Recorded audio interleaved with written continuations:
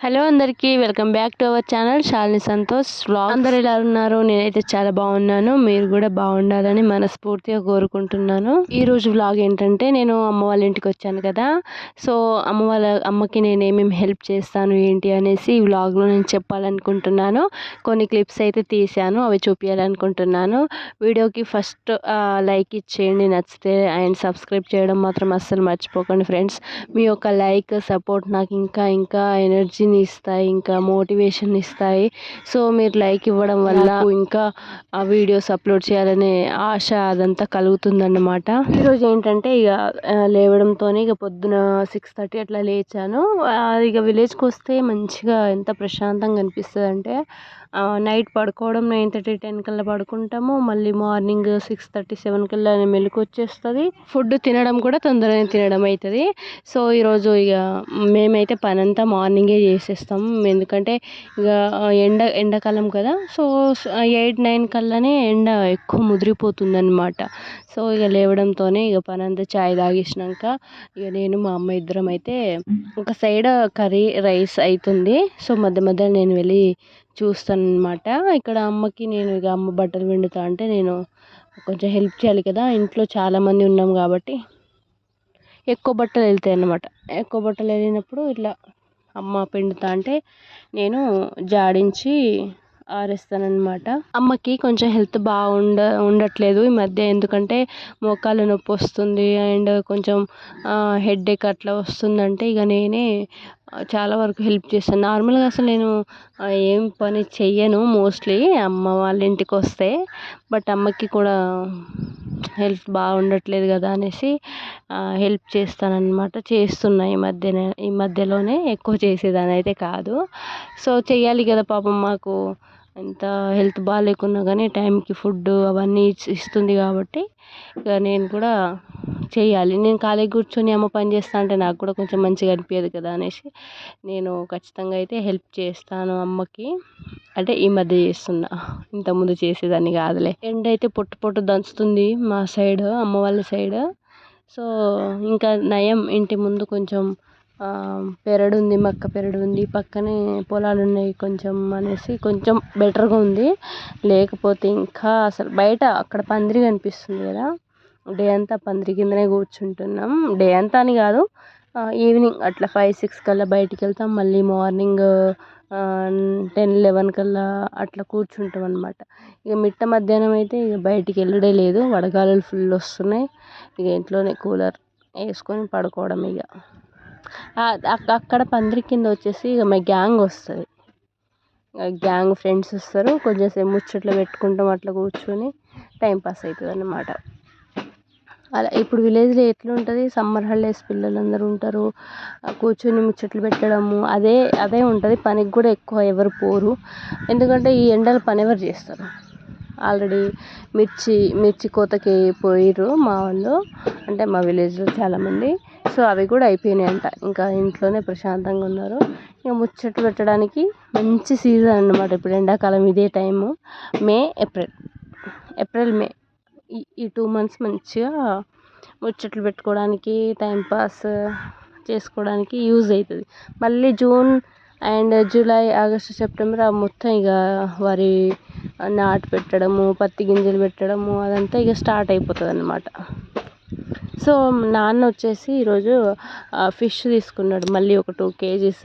So అమ్మ వండేసి direct దంచుడే, అన్నమే. ఇక టిఫిన్స్ ఏం లేదు, ఇంటికి వస్తే పెద్దగా టిఫిన్స్ ఏం చేయము, ఎప్పుడో ఒకసారి చేస్తాము. అప్పుడప్పుడు డైరెక్ట్ రైస్. ఇక్కడ అంతా టిఫిన్ చేసేంత ఇవి దొరకవు, ఇది మారుమూల ప్రాంతం కాబట్టి పెద్దగా దొరకవు అన్నమాట. తొందరగా చిన్న చిన్న షాప్సే ఉంటాయి, అందులో అమ్మరు. ఇక నాన్న అయితే ఫిష్ తీసుకొచ్చిండు పొద్దున 2 kgs. సో అమ్మ అయితే వండేసింది. ఇక డైరెక్ట్ అన్నము ఫిష్ కర్రీతో తినేసిన. చాలా బాగుంది ఫిష్. అంటే ఇది న్యాచురల్ కదా, మంచిగా చెరువులో పడతారు, ఎప్పటికప్పుడు పట్టి ఇస్తారు, మంచిగా బతికినవి ఉంటాయి మోస్ట్లీ, కాబట్టి మంచి టేస్ట్ వస్తుంది. అదే సిటీలో అయితే ఎప్పుడెప్పుడో ఎక్కడెక్కడో పడతారు, ఐస్లో ఉంచుతారు, మళ్ళీ ఫామ్లో పెంచుతారు, అంత పెద్దగా టేస్ట్గా ఉండదు. అదే విలేజ్లో వస్తే అబ్బా మంచిగా, దానికి దీనికి చాలా డిఫరెన్స్ ఉంటుంది. సో ఇక నేనైతే తలకి నూనె పెట్టక మినిమం ఒక 15 రోజులు అయి ఉండొచ్చు. మా అమ్మ వచ్చింది నా దగ్గర అప్పుడు పెట్టింది. హైదరాబాద్ వచ్చినప్పుడు అమ్మ పెట్టింది అంతే. అప్పటి నుంచి అసలు ఆయిలే పెట్టుకోలేదు. మస్తు హెడేక్ వస్తుండే. కొంచెం జిడ్డు జిడ్డుగా కూడా హెయిర్ కొంచెం గట్టిగా కూడా అయిపోయింది అనమాట ఈ సమ్మర్కి ఉడకకి. ఇక అమ్మతోనైతే ఆయిల్ మసాజ్ చేయించుకుంటున్నా. ఇక ఈవినింగ్ మధ్యాహ్నం చేయించిన ఆయిల్ మసాజ్ మధ్యాహ్నం అయితే చేయించుకున్నా. ఈవినింగ్ వచ్చేసి ఇక కరెక్ట్ 6 అట్లా బయటికి వెళ్తున్నాం ఎండకి. వెళ్ళడంతోనే ఇక ఫస్ట్ చాయ్. ఎంత ఎండాకాలం వచ్చినా కూడా చాయ్ తాగింది మనశ్శాంతి ఉండదు. అదన్నమాట. తాగిన వెంబడి ఇక చెమటలు కారుడే. ఇక వేడి కదా, వేడిగా ఉంటుంది కదా, వేడి వేడి తాగినప్పుడు ఇట్లా చెమటలు వస్తాయి. సో చెమటలు అయితే కారుడు, చెమటలు తుడుచుకుంటూ మరీ తాగుతున్నాం మేము ముగ్గురము. సో అలా బయట ప్రశాంతంగా వెదర్లో కూర్చొని ఎంజాయ్ చేస్తూ చాయ్ అయితే తాగేస్తున్నాము. పని అంతా మార్నింగ్ టైంలో చేసేస్తాం కాబట్టి ఇక ఈవినింగ్ పెద్దగా పని ఏమి ఉండదు. గిన్నెలు కడగడము, ఆకిలి ఊడవడం ఈ రెండే ఉంటుంది. అది కూడా మేము 6కి అట్లా చేస్తున్నాం. అబ్బాయి ఎండకి బయటికి రావట్లేము కాబట్టి లేట్గా చేస్తాం. అమ్మ వాళ్ళ మల్లెపూ చెట్టుకైతే ఫుల్ పూలు కాస్తున్నాయి. కాకపోతే నాకు పూలు పెట్టుకోవడం పెద్దగా డైలీ అంటే ఎవరైనా అకేషన్ ఉంటే పెట్టుకోబుద్ధి అవుతుంది. శారీస్ కట్టినప్పుడు అట్లా. ఇక నార్మల్గా డ్రెస్ మీద అయితే పెట్టబుద్ధి కాదు కదా అనేసి నేను పెద్దగా పట్టించుకోవట్లేను. కానీ అమ్మకి రేపు పెళ్ళి ఉందనేసి ఇక కొన్ని తెంపుకొని మల్లెపూ అల్లుదాం అనేసి అయితే అనుకొని తెంపేశాను అనమాట. తెంపేసి ఇక్కడ కూర్చొని ప్రశాంతంగా బయట కూర్చొని అల్లుతున్నాను. నాకు పూలు అల్లడం అంటే చాలా ఇష్టం. మీకు ఆల్రెడీ చెప్పాను. పెట్టుకోవడం కాదు, అల్లడం అంటే ఇష్టం. ఎన్ని పూలు ఇచ్చినా అన్ని పూలు అల్లుతూ ఉంటా. ఇచ్చేవాళ్ళు ఒకరు ఉండాలి. కానీ ఇచ్చేవాళ్ళు ఉంటే అల్లడం చాలా సింపుల్, తొందరగా అయిపోతుంది.